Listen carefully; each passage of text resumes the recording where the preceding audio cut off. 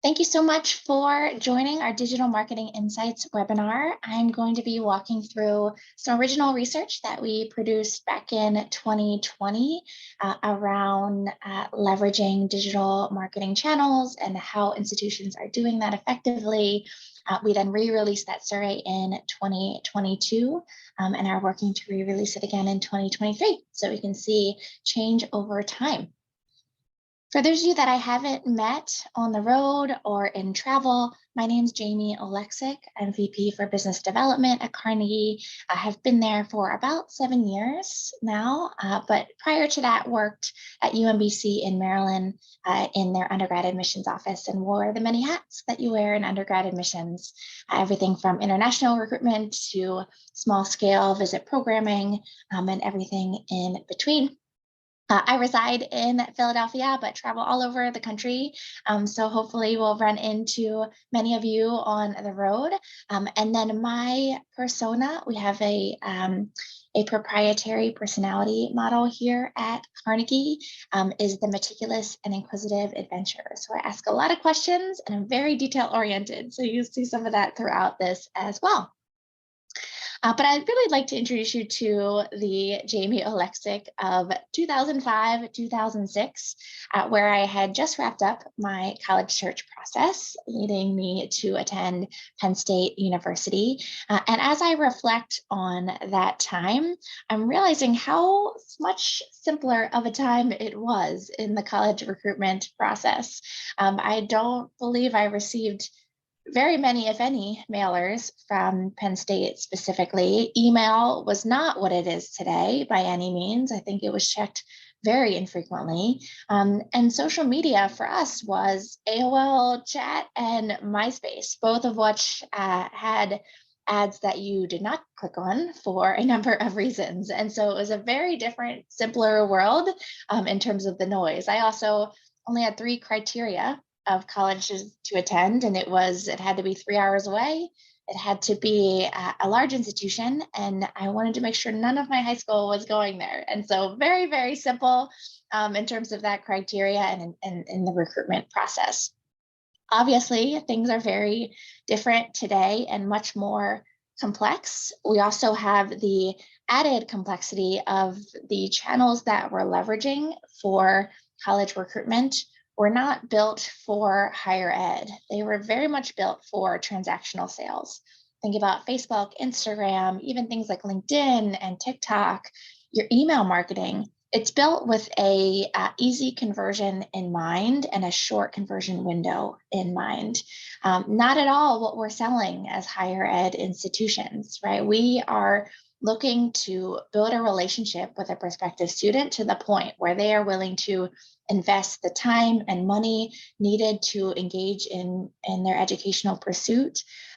We also have the very unique gift of creating a new part of a prospective student's DNA. When I think about Penn State, it is part of my identity. I have a feeling that's evoked when I go to campus, when I engage with alumni, when I even think about the things that I achieved there. And so the things that we're asking are not things that can be influenced by a Facebook ad. And so that is one of the impetuses of why we decided to engage in this report. The complexity of what we're trying to do and the competitiveness of the market today means that we need to be smarter than ever in these channels and using them in the most effective way to recruit students. And so this is data and knowledge that we haven't seen in other reports. It really leans into spend metrics across other institutions, how they're using channels, and where there is opportunity moving forward. So just a quick agenda to acclimate you to what this webinar is all about. I'll start by going through an introduction to the report, who we surveyed, what that mix looks like. I'll go into some high-level spend metrics. I'll then dive a little deeper into the platform-specific metrics, and then we have some recommendations on how to connect with students moving forward. So let's dive right in. So this is the overview of who we reached in this survey. we had a whopping 363 responders, and these were made up of marketing professionals in higher ed, admissions and enrollment, communications, those that specifically engage in digital marketing at institutions, and then a few other ancillary higher ed staff members as well. Really strong response rate, and we're thrilled with the mix there as well. You can see a nice healthy mix of public versus private, as well as between the size of the institutions. About 29% fall under that population of less than 5,000 prospective students.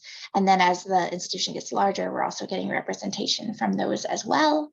And then finally, which we're really excited about, we had a really good response, a diverse response across the country.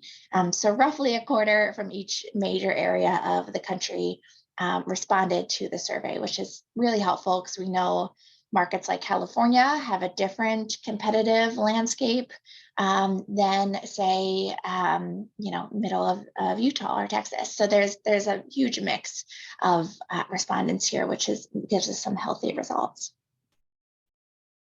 So starting quite simply, we had asked the question, do you allocate dollars to your digital marketing strategy? 92% said yes. That is not super surprising.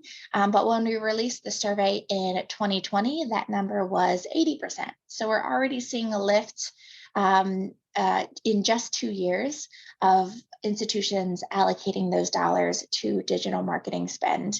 A lot of this, and I'll say this throughout, has to do with obviously COVID-19. We took those dollars that were once allocated towards travel and print materials and redistributed those funds into digital marketing spend. And that's one thing that I think will carry on even beyond the pandemic because we're starting to show ROI and see that effectiveness. So some high-level metrics from the report. The average digital marketing spend across all institutions annually is about $443,000 of spend. In terms of the size of the institution, no surprise that larger institutions invariably spent more. A lot of this has to do with institutions that are large and decentralized with multiple pockets of budget. Is being spent in these digital channels. Your budget obviously is going to be much larger than a smaller institution that is more centralized. What was interesting to me is that if we hold size constant and look at public and private institutions, there really wasn't a big disparity between spend. It was pretty consistent based on the size of the institution. And no surprise, community colleges did have the lowest spend of all respondents. We all know they are severely underfunded, particularly in the areas of marketing, and that was also represented here in this report. So in terms of who manages that digital marketing budget, of our 363 responses, 62% said it was managed by a central marketing entity, which perhaps many of you are a part of. 26% said admissions and recruitment manages their digital marketing budget, 22% individual departments, 11% athletics, and then 8% said other or unsure. And that's where I see some opportunity. I think we as marketers very often have to almost market ourselves and our unit internally to stakeholders across campus to not only know the wonderful things that we're doing, but know that we are a resource for this type of work and the type of impact that they're trying to have. And so that number, that 8%, I'm hoping continues to go down and feed into some of these other areas of strategic direction. No surprise, 90% of marketers feel that they're not receiving a budget large enough to reach their goals. There is a section of this report that I'll walk through that very succinctly talks about how to align your goals with what you're actually tracking as a success metric. And one thing that we realized in this report, in fact, I would say probably the most important thing, is that there is a gap between what we're stating as our goals and what we're measuring as a success metric. And so that, to me, is an immediate piece of low-hanging fruit that we can make a big impact with. And so hopefully this number continues to go down year over year as we become smarter, more efficient in terms of proving out the ROI of these paid digital marketing efforts. Okay, so I'm going to jump into specific channels and what's being spent in those channels and how that compares to the 2020 report. So we're going to start kind of in the middle here with paid social media. So you can see the breakdown of annual spend by size of institution. No surprise, this number goes up the larger the institution is. But on average, across all institutions, we're spending about $130,000 a year in social media advertising. What's really surprising is in the report in 2020, 63% of those responses reported spending less than $25,000 in social media. We have to take this with a little bit of grain of salt because it was a different audience that responded, and you never want to rely on a specific dollar amount in this type of report, but the gap is so large that I think we can make some assumptions in terms of we're no doubt spending more in social media these days and smarter. In my experience, social media has always been kind of the Band-Aid tactic. Something's not working. We have a date, we have an open house coming up quickly. We have a population that is down in applications. Let's turn on a social campaign. The channel makes it really easy and accessible to build an audience, build an ad, and get it into market.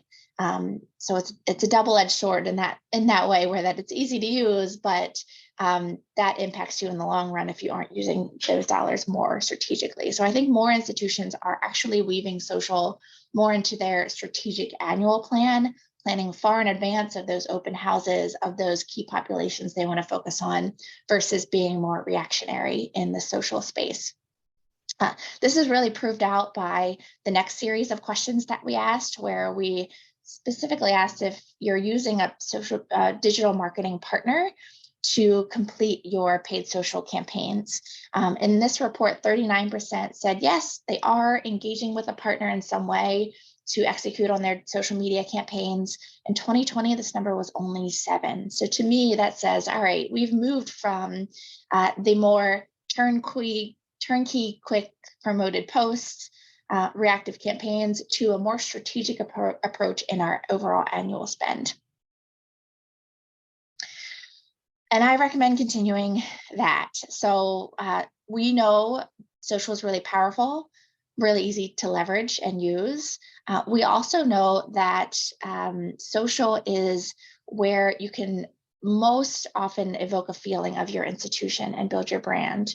It's where a lot of our prospective students are spending a lot of their time socially, where they're engaging with friends and peers.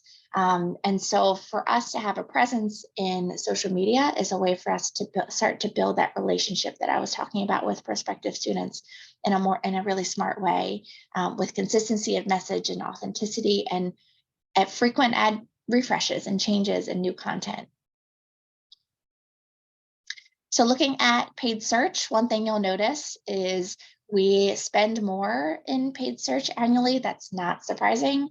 Paid search, Google search specifically, is a competitive space to be in.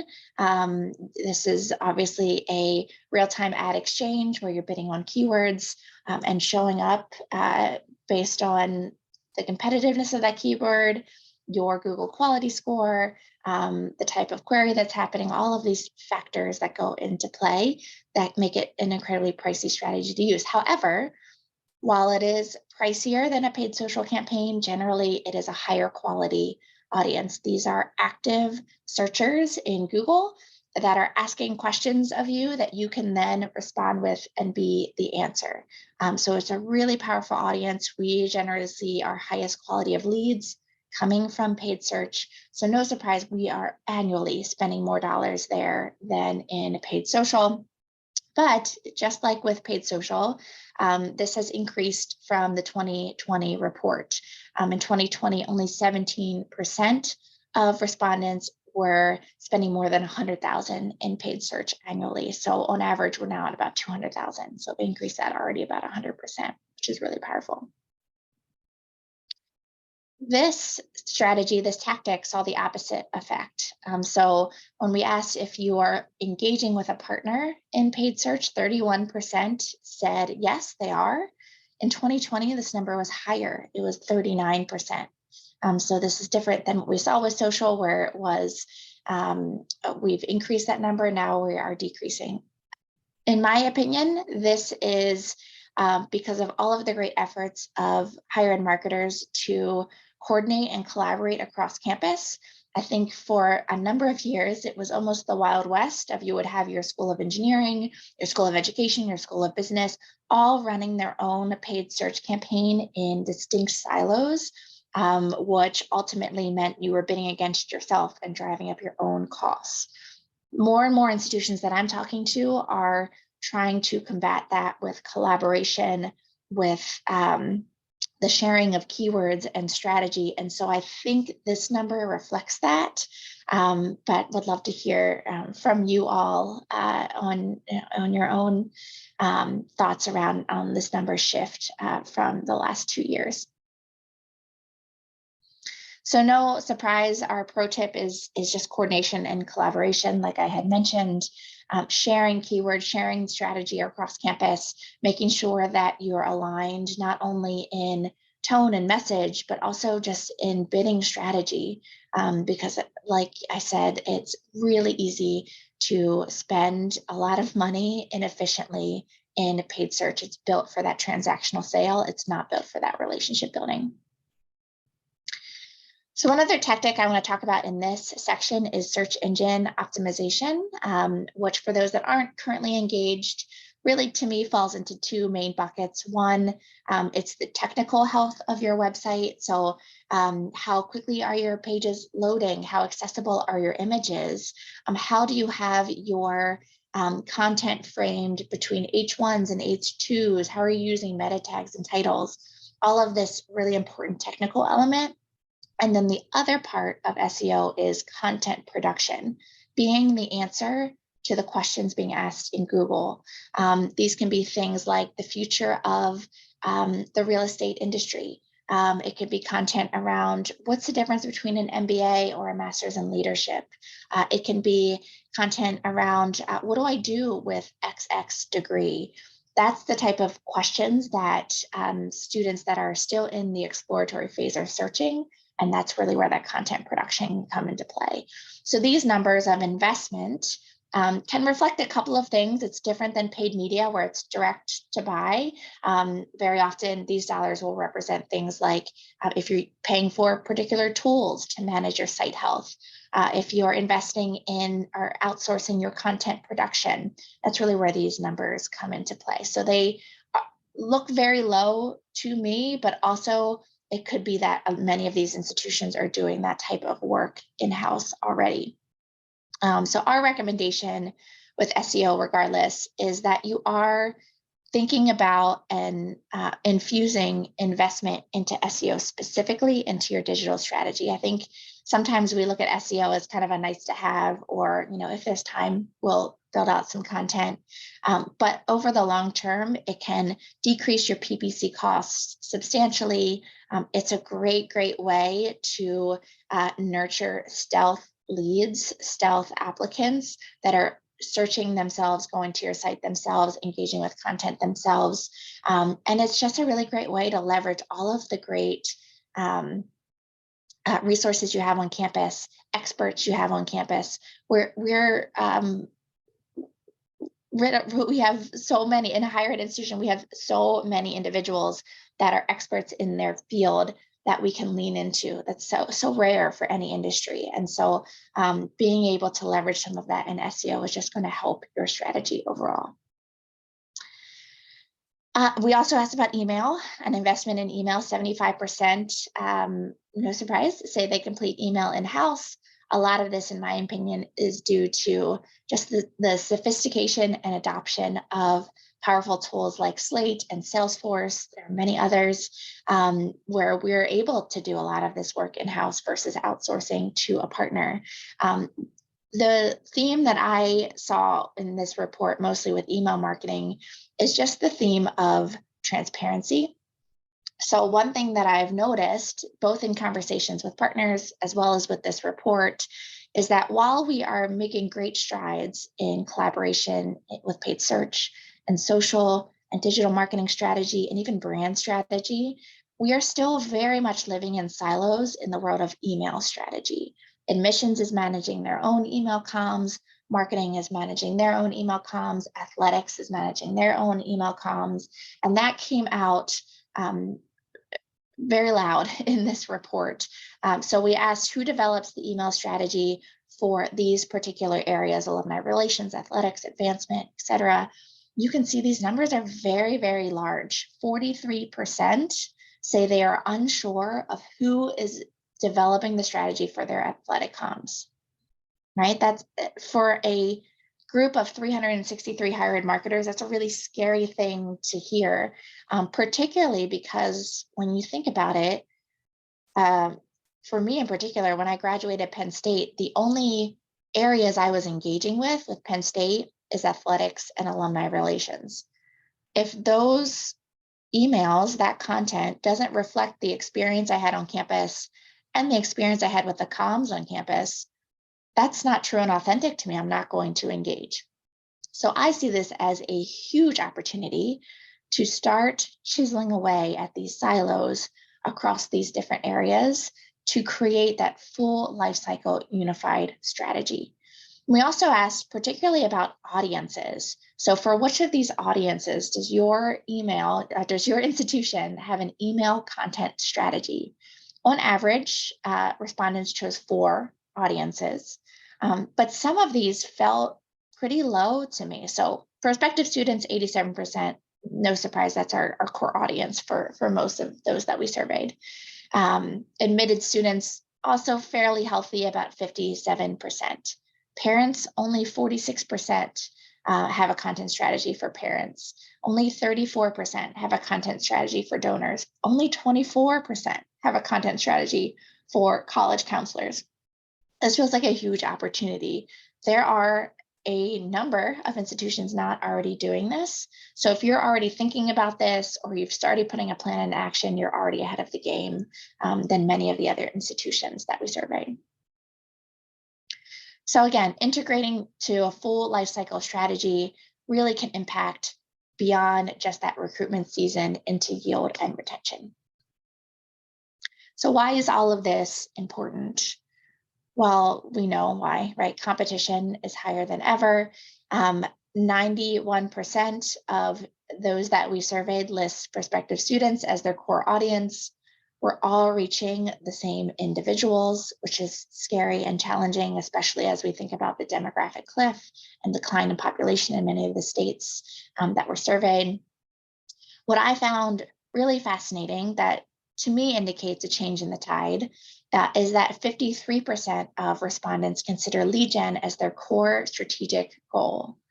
Gone are the days where we were only and heavily reliant on list purchases and that list shaking out in the way that we needed to. If you think back to actually when I was going to school, if you needed to grow your population, you bought a larger list and that would shake out based on the conversion rates that you already had in place. Now, more than half of the institutions that are engaging in recruitment marketing are looking to channels like paid digital, their email marketing campaigns to actually generate new leads in their funnel. So we're now competing in more spaces. There's not a known pipeline anymore. Now we're out there not only competing with each other, but competing with all of the noise that's out there in the world. And it looks like this, right? I tell partners all the time that our biggest competition is not the crosstown rival. Our biggest competition is this noise. We as individuals will scroll through the equivalent of the Statue of Liberty and social media on a daily basis. right? There's a lot of noise. How do we capture that attention to start building that relationship? And this is the world that we're living in. This is we're calling the attention economy. It's a shift in the way that we think about student attention. Prospective students, consumers, whatever you want to call them, they're in the driver's seat and they're the ones choosing when, where, how they want to engage with us. The only way we can be successful is if we know how to respond to that. And the two ways that I've found being kind of the secrets to success in this world of attention economy is one, authenticity, being true to who you are as an institution. Students now can sniff out falsities, right? They can sniff out if you aren't being honest and true to the experience that you would have as a prospective student on campus. Authenticity is more important than ever. And the other one is personalization, customization. They want an experience that's unique to them. This is very different, right? I grew up as a millennial. We put all of our time and energy into good customer service. If you were nice to us, we're going to pay you money. You were the brand we wanted. How many of us have said it was the campus tour that won us over, right? Because we wanted someone to make us feel warm and welcome and personable. This next generation, Gen Z and Gen Alpha, they want someone that is responsive to what they're telling them. They want somebody that provides personalization and customization in every aspect of their experience. They want that really unique experience in general. So in terms of audiences, we had asked, what audiences are you reaching in these different channels, whether it be social media or paid search? Most of them had 3 to 4 audiences in social media, 2 to 3 in paid search. Prospective students, #1 in both categories. That is not surprising. Where you start to see a little bit of a difference is in the parents section. So for social media, we're using that channel to engage with parents of prospective students more often. For paid search, we're actually engaging with parents of current students more often. So a little bit of a shift there. Social media, we're more likely to engage with admitted students and alumni than we are with paid search. And then in paid search, we're really trying to engage with the general public, right? Those brand campaigns.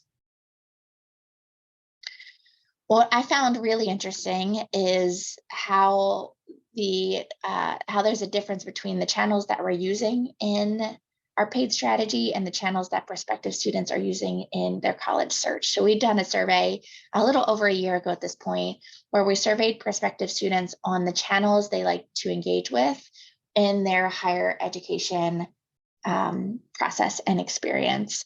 So on the left-hand axis, you can see that from bottom to top, the tactics that or the channels that prospective students are more likely to use. So Twitch, LinkedIn are at the bottom, YouTube is #1, and then institutionally, we're using Reddit and Twitch the least, and Facebook and Instagram the most. So if we break this down by channel, you start to see a huge disparity between what prospective students are using, what we're using. So 76% of prospects say they use YouTube regularly in their higher education search. Only 21% of institutions say they use it consistently. And that percentage is pretty consistent with the report in 2020. So we have not seen a lot of lift in that tactic, which is a huge opportunity in my opinion. When we look at something like TikTok, which we know really hit its stride in the pandemic, 62% of prospects are saying they use TikTok regularly. 29% say that they use TikTok consistently of institutions. That was just 3% in 2020. So it shows you kind of the explosion of this channel just over the 2 years since this last survey was released. And then Snapchat, 45% of prospects are saying they use Snapchat regularly, 25% of institutions, and that has lifted a little bit since 2020 from 18%. All in all, what I'm hearing from the disparity between these 3 channels is that we really haven't taps the potential of video, right? Video is still a hurdle for us as higher ed institutions. It takes a while to produce, takes a while to develop a strategy where you have enough refreshes to stay relevant and stay organized in that way. What this report is telling me is that we're not meeting the needs of our prospective students in the world of video. So to me, that is a huge opportunity to engage with students in a way that most institutions are not currently doing in a good way. So I alluded to this a little bit earlier in this presentation, but we really wanted to get a sense of what is success for you in these channels. What are you tracking as a goal? And then what are the metrics you're using for success? So in the world of paid search, lead generation was far and away listed as the #1 goal of paid search campaigns at about 84%. But what's really fascinating is the success metrics that were reported by the same group don't align with that. So number of leads, 44% of institutions say that they look at number of leads as a success metric. 28% say they look at cost per lead as a success metric. These are the two that, to me, reflect the right success metrics for the goal of lead generation. That's about 72%. That still leaves us about 12% of institutions that are not using one of these towards their lead generation goals. Huge opportunity to better marry that up. For social media, it was even more grim, in my opinion. Only 33% of respondents say that they have clear goals for their social media campaigns. The rest either said they have goals, but they're unclear, they don't have goals, and 9% oddly said that they have no goals and no need for goals. This to me says that there is huge opportunity. Again, we've just started to weave social media into our overall strategy. In doing that, we're still catching up to, all right, how do we appropriately track these campaigns in the way that we've tracked other campaigns? And there's so much opportunity there. And then, of course, we want to look at what's on the horizon, what innovations are out there. So we asked the question for these 4 channels, tools, innovations, CRM, buyer personas, CTV, and social media influencer. We asked, do you use this regularly? Do you not use it? Do you have any interest in using it? Excuse me. So you can kind of see the breakdown here. CRM, widely accepted, widely used. In fact, from the 2020 report, we've already seen an increase in the uses regularly category by 13% for this segment. For buyer personas, it's up about 15%. CTV is up a whopping 25% in just 2 years, so widely adopted in higher ed at this point. And influencer marketing up 5% year over year. So we're seeing growth in these areas, and we continue to. Where we see a huge opportunity out of these buckets is in the world of buyer personas. Only 27% say that they're currently using these, and there is so much benefit that comes from truly understanding your audience, whether it's simply collecting the demographic factors of your prospective students, where they come from, household income, what organizations are they involved in, what's their GPA, those demographic factors are really helpful to build a general persona that you can then leverage in the different targeting elements of these channels. But you can also take it to a next level and develop psychographics for your personas. What motivates your prospective students? What makes them tick? That helps guide you in your communication. All right, so this group of students is really driven by community. Let's speak to that in our ads. This group of students is really driven by leadership and achievement. Let's speak to the ROI of these programs in our ads. And so there's a lot of opportunity there to really hone in and break away from the noise that currently exists in the digital marketing space. And better resonate with your target audience as well. So in summation, a couple of things that I talked through that I thought would be important to button this up and wrap things up. We know competition is tougher than ever, not only in the higher ed space, but just in the noise that our prospective students are navigating and trying to filter through. Social media is becoming more and more a part of an overall strategy. And in order to do that successfully, you really need to identify what you're hoping to achieve with your social media campaigns. What is success for you in those channels? Institutions are severely underspending in SEO efforts. If nothing else, invest in content production. It really is going to impact your recruitment in the long term. Unifying your email strategy into a full lifecycle approach. If any of those audiences that I showed earlier in this slide are audiences that you're not currently engaged with, or audiences that you aren't aware of the strategy behind, start breaking down those email silos and engaging with those constituents across campus. Video, tap into video, YouTube, TikTok, Snapchat, even Facebook and Instagram using video. It's an opportunity for engagement to show the true self of the institution. And it's an area that many institutions are still not doing well and to the level that prospective students need. Goal setting should be aligned to impact engagement. This does not make me a lot of friends, but I feel very strongly digital marketing does not impact enrollment. Digital marketing impacts engagement. Engagement impacts enrollment.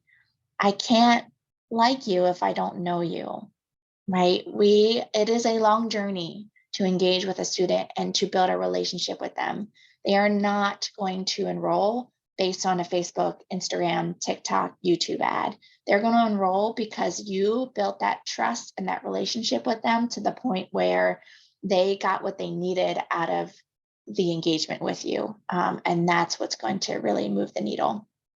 And then persona message differentiation can really help you stand out and speak to your true institution. So that is our webinar. Thank you so much if you stuck with me all the way through to the end. The full report of this webinar is actually on our website. Feel free to download it. You can also email us at info@carnegiehighered.com and keep a lookout for the 2023 report, which is in the works. Thank you all so much.